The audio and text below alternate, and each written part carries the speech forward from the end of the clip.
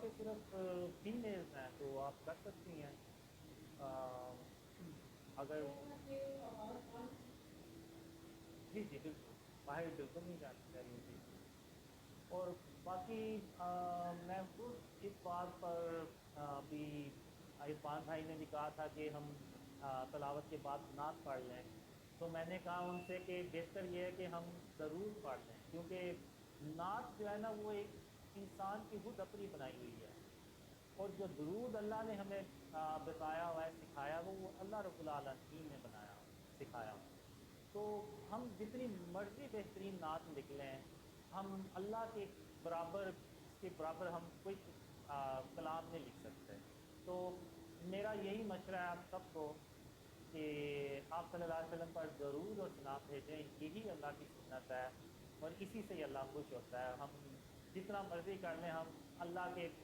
سے بہتر کلام نہیں بنا سکتے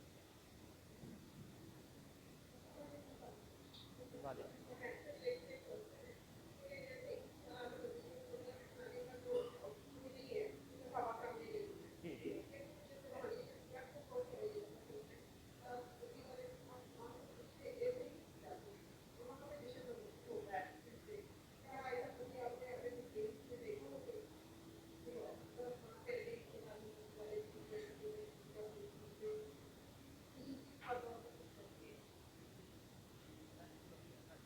دیکھا ہے نہ مجھے اللہ نے اس طرح سے کچھ سکھایا ہے کہ تم بھی ایسا کرو تو نہیں مجھے ایسا کبھی نہیں میں ڈریم میں آیا اور میں پھر ایک بات وہی کہوں گا کہ میں آپ کو ڈریم سناتا ہوں اس ڈریم میں یہ ہوتا ہے کہ میں اللہ سے کہتا ہوں کہ یا اللہ میں جو ہے نا وہ ایسا ہی ہوں نماز پڑھی پڑھی نہیں پڑھی نہ پڑھی اور کوئی نیک کام تو میرے لیے ہے ہی ویسے ہی مشکل ہے تو مجھے کوئی ایسا شارٹ کٹ بتا کہ جس سے تو خوش ہو جائے اور تو مجھے کبھی اکیلا نہ چھوڑے تو اللہ نے مجھے کہا کہ قاسم تم یہ تین کام کرتے رہو میں میرا تم سے وعدہ ہے کہ میں تمہیں کبھی اکیلا نہیں چھوڑوں گا تم جہاں کہیں بھی ہوگے جس جہان میں بھی ہوگے میں تمہیں کبھی اکیلا نہیں چھوڑوں گا تو اللہ نے پہلا جو عمل بتایا مجھے وہ یہ کہ شرک اور اس کی اقسام سے اپنے آپ کو بچاتے رہنا اور کیا قاسم میں قیامت کے دن جس کے چاہوں گا گناہ بخش دوں گا لیکن میں شرک کبھی معاف نہیں کروں گا اور قاسم اس غلط فہمی میں کبھی مت پڑنا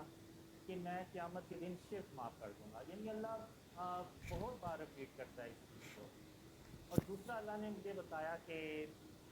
صبح و شام میری یعنی اللہ رب العالمین کی تعریف کے ساتھ تسبیح کرتے رہنا اور تیسرا کام اللہ نے مجھے یہ بتایا کہ قاسم محمد صلی اللہ علیہ وسلم پر ضرور اور سلام بھیجتے رہنا تم یہ تین کام کرتے رہو میں میرا تم سے وعدہ ہے میں تم جہاں کہیں بھی ہو جس جہان میں بھی ہوگے میں تمہیں کبھی اکیلا نہیں چھوڑوں گا تو پھر وہی یعنی عید میلاد ایک خاص دن مقرر کرنا نہیں چاہیے ہمیں روز جب بھی یاد آئے ہمیں محمد صلی اللہ علیہ وسلم پر درود اور سلام بھیجنا چاہیے اور یہ اللہ کو بہت پسند ہے اور آپ یہ دیکھیں کہ خاتم النبیین محمد صلی اللہ علیہ وسلم ان کا نام اللہ نے اپنے نام کے ساتھ خود لکھا ہے تو ہم یعنی اللہ کا شکر ادا نہیں کر سکتے کہ ہم اللہ نے ہمیں محمد صلی اللہ علیہ وسلم کا امتی بنایا اور ایک میں نے ڈریم دیکھا تو اس ڈریم کے بعد میں نے کہا کہ اپنے آپ سے کہا کہ ایون محمد صلی اللہ علیہ وسلم کا امتی ہونا بھی اللہ کی ایک خاص رحمت ہے ورنہ بہت سے لوگ ہیں جو ان کے امتی میں شامل ہی نہیں ہو سکے حالانکہ وہ ہو سکتے ہیں یعنی کافر لوگ جیسے تو اس ڈریم میں نے یہ دیکھا کہ جو خاتم النبیین محمد صلی اللہ علیہ وسلم کا جو قد ہے نا وہ اللہ کے عرش تک چھو رہا ہوتا ہے اور اب جیسے میں یہاں پہ کھڑا ہوں سانس لے رہا ہوں تھوڑا بہت یعنی جتنا بھی میں چاہوں میں بالکل اسٹل نہیں ہو سکتا یعنی ہلکا پھلکا ہلوں گا تو محمد صلی اللہ علیہ وسلم بھی نا سانس ایسے لے رہے ہوتے ہیں اور اللہ کے عرش کے اور ان کے بیچ میں کوئی گیپ نہیں ہوتا یعنی جو کپڑا ہوتا ہے نا انہوں نے آپ صلی اللہ علیہ وسلم نے ایسے لپیٹا ہوتا ہے وہ یعنی رگڑ کھا رہا ہوتا ہے اللہ کے عرش کے ساتھ اور اللہ کا جو عرش ہے نا وہ ایسے ہوا میں جھول رہا ہوتا ہے ایسے تو میں کہتا ہوں کہ یعنی جن نبی کا جو قد ہے وہ اللہ کے عرش کو چھو رہا ہے اور صرف ان کے سانس لینے کے اللہ سے اللہ کا جو عرش ہے وہ ہوا میں جھول رہا ہے، تو اس سے بڑی یعنی اور کیا کامیابی ہو سکتی ہے؟ تو پھر میں نے کہا کہ یہ اللہ نے یعنی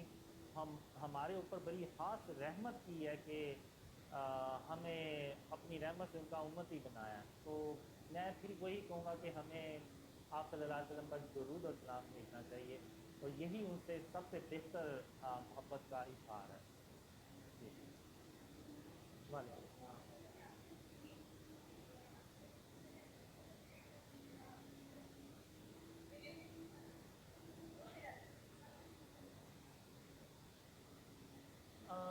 میں جو بھی ہوتے ہیں میں بس ان کو یہی کہتا ہوں کہ آپ آن لائن جو ہے نا وہ لنکس شیئر کریں زیادہ سے زیادہ۔ جیسے ہمیں ہاں سارے پلیٹ فارمز جو ہیں نا ان کو یوز کرنا چاہیے، یوٹیوب، انسٹاگرام، واٹس ایپ،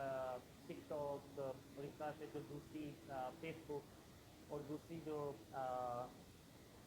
جو ایپس ہیں وہ ان پہ ہمیں ڈریمز جو ہے نا وہ شیئر کرنے چاہیے۔ اس میں اگر آپ دیکھیں تو بہت سے لوگ ویڈیوز بنا بھی رہے ہیں لیکن وہ اس طرح سے شیئر ہو نہیں پا رہی جس طرح سے کہ شیئر ہونی چاہیے۔ اور میں ایک مشورہ یہ بھی دیتا ہوں کہ اگر آپ نے ڈریمز پہ بلیو کر لیا ہے تو آپ اپنے گھر والوں کو جو ہے نا وہ